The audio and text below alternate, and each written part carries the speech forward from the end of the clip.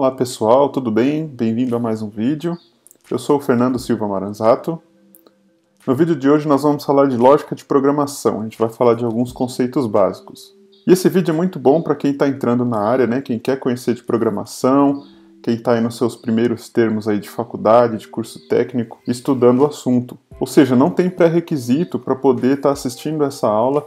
Qualquer um entende bem tranquilamente. Isso é a base de toda programação. E também, se você já é experiente na área, é muito bom poder revisar esses conceitos, esses princípios, porque vai te dar muita clareza na hora de você planejar o seu código. Eu confesso que mesmo depois de alguns anos de experiência, quando eu parei para estudar lógica de programação de novo, eu mesmo pude rever assuntos, conceitos e princípios que eu nem lembrava, e que com certeza vão me trazer mais clareza na hora de eu estar bolando alguma lógica. Bom, então vamos lá. Lógica. Primeiro eu vou dar uma breve introdução sobre lógica. Aqui está um princípio básico de lógica. O estudo da lógica é o estudo dos métodos e princípios usados para distinguir o raciocínio correto do incorreto. E isso foi escrito por Coppi em 1978. Quando nós falamos de lógica, nós estamos falando que nós temos algumas premissas para definir uma conclusão. E a gente vai estar entrando um pouco mais de detalhes sobre isso aqui à frente. Você vai perceber que lógica é algo que a gente usa no dia a dia. Por exemplo, as premissas definem uma conclusão. Por exemplo, Salvador pertence ao estado de Bahia. Essa é uma premissa. Vou dar uma outra segunda premissa. O estado da Bahia é um estado do Brasil. Então eu posso concluir que a cidade de Salvador pertence ao Brasil. Se ela pertence à Bahia e a Bahia pertence ao Brasil, a cidade de Salvador também pertence ao Brasil. Então eu tenho uma conclusão baseada em duas premissas. E se a premissa estiver errada? Vamos supor que eu estou falando a primeira premissa, que eu estou falando que Salvador pertence ao estado da Bahia. E aí eu tenho uma segunda premissa, que ela está errada, mas ela não deixa de ser uma premissa. Eu posso dizer que o estado da Bahia é um estado dos Estados Unidos. Então também chego a uma conclusão errada. Quer dizer que a cidade de Salvador pertence aos Estados Unidos? Percebe que aqui também tem lógica. Porque a lógica, eu estou utilizando a premissa 1, a premissa 2 e estou chegando a uma conclusão, independente da veracidade das minhas premissas. Mas isso é lógica. O raciocínio lógico é algo trivial. Como eu vou dar nesse exemplo aqui, você vai perceber que é algo que a gente usa no dia a dia mesmo. Por exemplo, vestir um sapato. Então o que você vai fazer? Vamos supor que você tem uma sapateira na sua casa, né? Se você é uma pessoa organizada. Então você vai até essa sapateira. Aí depois, se ela estiver fechada, você vai abrir a sapateira. Depois você vai procurar o sapato desejado. E depois você vai pegar o sapato desejado. Depois você vai até a gaveta de meias. E aí depois você vai procurar uma meia que você quer. Depois você vai pegar essa meia. Depois você vai colocar a meia. E depois você vai colocar o sapato. E por último você vai amarrar o sapato. Então, como você pode perceber, olha quantas etapas a gente passou em termos de lógica só para vestir um sapato. Agora imagine uma situação onde você esquece uma dessas etapas. Então vamos supor que você esqueceu de colocar o sapato.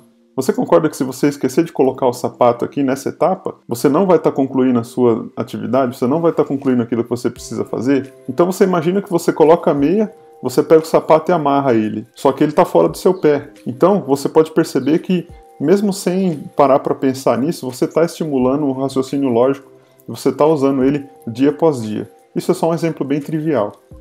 Um outro exemplo seria um simples abrir e fechar de uma maçaneta, né, de uma porta. Então você imagina que você vai sair da sua casa, então você coloca a chave na maçaneta, gira a chave, gira a maçaneta, abre a porta, vai para o outro lado da porta, depois você fecha a porta, fecha a maçaneta. Então você percebe que tudo que a gente faz na vida tem um raciocínio lógico, mesmo que seja algo no subconsciente, mesmo que você não pense nele, você está utilizando. Partindo daí, a gente vai falar agora de lógica de programação. A gente também vai dar alguns exemplos práticos sobre isso, ok? Então, a lógica de programação é algo que surgiu a partir dos princípios da lógica que a gente acabou de falar. A gente utiliza de raciocínio lógico para atingir um determinado objetivo também. com isso a gente vai ter um conjunto de passos a serem executados. E esses passos na lógica de programação é o que nós chamamos de algoritmo. O algoritmo é uma sequência de instruções ou ações que a gente pode utilizar para resolver uma tarefa. Exemplo de algoritmo. Então você imagina que eu tenho uma tarefa. Essa tarefa é identificar se um aluno foi reprovado, se ele ficou em exame ou se ele foi aprovado. Eu tenho algumas regras para fazer isso, ok? Quais são essas regras?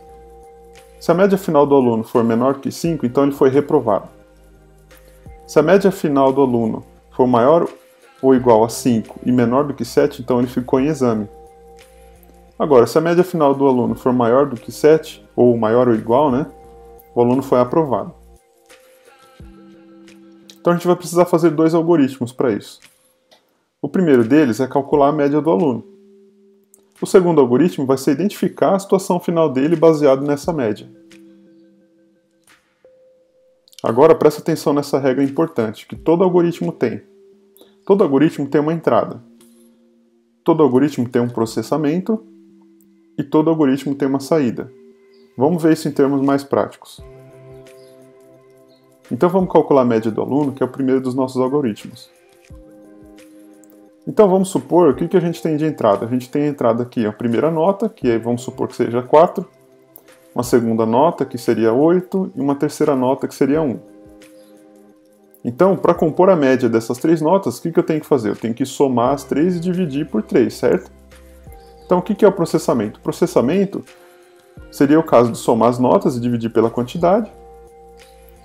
E aí, então eu teria um cálculo matemático nesse caso, 4 mais 8 mais 1 vai dar 13, e eu vou pegar esse número e dividir por 3. Então eu vou chegar numa média final, que é 4,33. E aí o que é a minha saída? A minha saída, então, é a média final, 4,33. Então está pronto o meu algoritmo de calcular a média do aluno. E o próximo algoritmo? Então vamos identificar a situação final do aluno. O que eu tenho de entrada?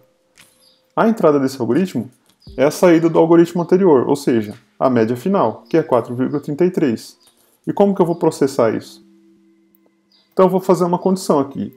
Se 4,33 é maior ou igual a 7, então o aluno foi aprovado. Então a gente já sabe que isso não é uma condição verdadeira, então ele não vai entrar aqui, porque 4,33 não é maior ou igual a 7. Então eu vou para uma segunda condição. Se 4,33 for menor do que 7 e 4,33 também seja maior ou igual a 5, então ele está em exame. Só que essa condição também é falsa, porque 4,33 não é maior ou igual a 5. Agora, se nenhuma das duas opções anteriores foi bem sucedida, então quer dizer que o aluno foi reprovado, porque 4,33 seria, no caso, menor do que 5, quer dizer que ele não entrou em nenhuma das outras condições anteriores. Então está terminado o meu processamento. E a saída final é a situação do aluno, reprovado.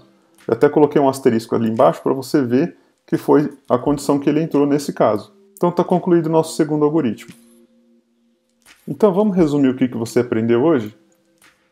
Você aprendeu o que é lógica, você aprendeu o que é lógica de programação, e a lógica de programação é o raciocínio lógico para atender a um objetivo. E o que é um algoritmo? Um algoritmo é um conjunto de passos para concluir uma tarefa. Todo algoritmo possui entrada, processamento e saída. A entrada é quando identificamos as premissas. Processamento é o raciocínio lógico por trás das premissas, ou seja, são aquelas regras que a gente aplicou. E por fim nós temos a saída, que é a conclusão final de um algoritmo. Bem simples, né? Bom, esse vídeo foi bem simples, o objetivo aqui foi só para dar uma introdução sobre lógica de programação. E a partir do próximo vídeo a gente vai estar falando aí das formas que a gente pode representar lógica de programação. Eu espero que você tenha gostado e a gente se vê no próximo.